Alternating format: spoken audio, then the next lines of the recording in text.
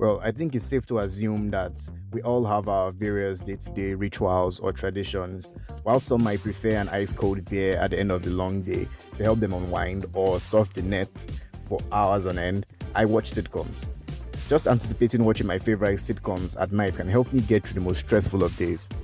So, speaking of sitcoms, it's no news that some do exceptionally well, while some are just, let's say, iffy, and end up getting cancelled immediately or after a couple of seasons. Not every show gets to end the way they would want to, for one reason or the other. But every now and then, we get some rare gems, diamonds in the rough, if you will. These sitcoms are actually good, they are funny, they have great characters, and are largely enjoyable too. But they still get cancelled, which is a bummer by the way. So, today, I'm going to be discussing 3 sitcoms that deserved more seasons than they ended up getting. Alright then, let's begin.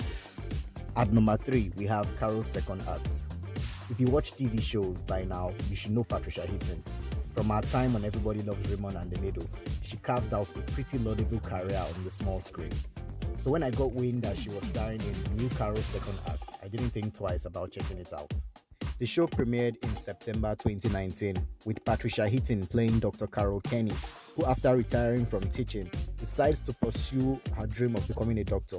After going through med school, she begins her internship at Loyola Memorial Hospital. This show grew on me episode by episode. I wouldn't say it was super funny, but it had its moments. Carol, are you ready to get your flirt on? I don't know. I just finished my salad, and I think you're supposed to wait 30 minutes after eating. Carol, come on. The jokes lacked a bit of oomph, and the plot was a bit predictable at times. But the likable characters around Carol and Carol herself made this a pretty enjoyable one to watch. The season ended on a cliffhanger and had me hoping for a second, but it was cancelled in May 2020. It may have gotten better if there was a second season, but I guess now we'll never know. Coming in at number 2 is Cooper Barrett's Guide to Surviving Life. This single-camera sitcom aired from January to June 2016 on Fox, but was cancelled after 13 episodes. It follows the titular Cooper Barrett and his friends and their experiences in surviving life on a day-to-day. I honestly didn't think I would like this one at first, but I was won over by its charming cast, who to me had the most amazing chemistry. Cooper Barrett's Guide to Surviving Life isn't the funniest of sitcoms, but the characters and the situations they get themselves into, and occasionally find themselves in, make you look forward to every new episode. It shows that even though you think you can take on the world after college, life can take a twist and turn every now and then. Most of the time, the situations are bizarre, but you can't help but feel like you want to be a part of the team. Okay. So you telling me that those guys didn't steal a TV and swap out the labels, knowing that if I found the TV and brought it back, we wouldn't be having this exact conversation?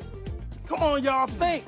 We gotta be like the TV, we gotta be smart. Classic, lovable jackass. Finally, in first place, we have Kevin from Work. This sitcom aired from August to October 2015 on Freeform. This is number 1 because of the 3, it's my favorite. Just after accepting a new job, Kevin confesses his love to his co-worker Audrey. He does this through a letter. When his new job rejects him and he is unable to rescind the letter, things get awkward between him and Audrey. The mixture of comedy, drama and romance in this show gave me a warm feeling. When I wasn't laughing, I just had this smile plastered on my face all through. We've all had awkward experiences with our crush, and Kevin from Work explores this to great effect. I'm feeling unsafe. You give off a very sexual predator vibe. Me? No, I don't. I said please. Okay, my dad's a lawyer. I think I know what a sexual predator is, and you fit the profile. Aggressive, desperate, attractive. Whoa, what are you doing? The show has a good storyline, but it's the characters that really drive it home. Unlike the previous 2, I didn't know a single member of the cast, and this had me skeptical at first. All in all, I'm glad I got to watch it, and I was disappointed to find out it had been cancelled. Well, that brings us to the end of this week's top 3. I think I should mention that everyone is entitled to their opinions. You may not like these shows, but I did, and honestly, I think you would too. They may be cancelled, but they are still worth checking out. That's all for now.